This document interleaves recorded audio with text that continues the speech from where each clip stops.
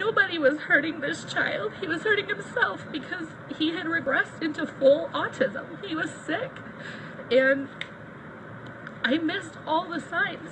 I missed every single sign along the way because I was told a different story.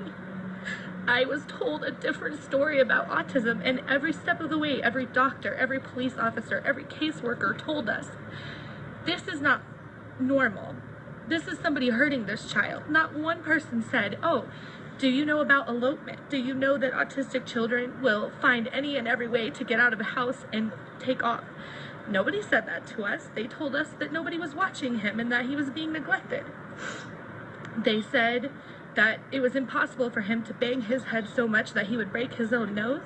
And it turns out that it is possible. And we started hearing stories from these caseworkers telling us this child had autism, that this is normal. And I started realizing that there is a huge disconnect in what we used to think about autism and what is really autism now. And that these kids can be completely typically developing until any age, and then all of a sudden they regress.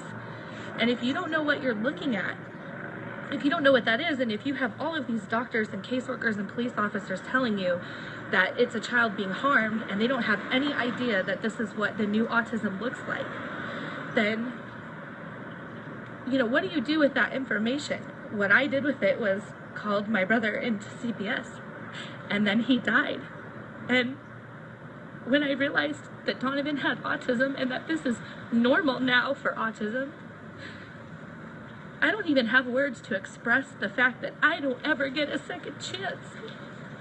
I don't get a do-over to say, oh my gosh, I'm so sorry, I was wrong, I misunderstood, I didn't take enough time to research, I didn't listen.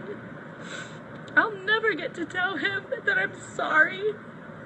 It's too late now.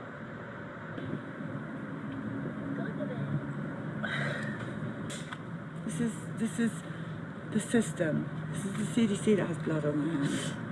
I really feel that way now. I feel that way because they had this data.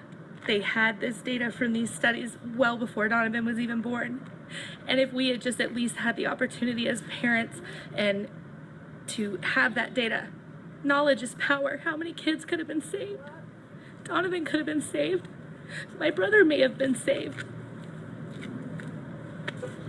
We have to stop it. That's it. We have to stop it. Okay, well that's the whole point of the VAX bus. Let's go. Thank you.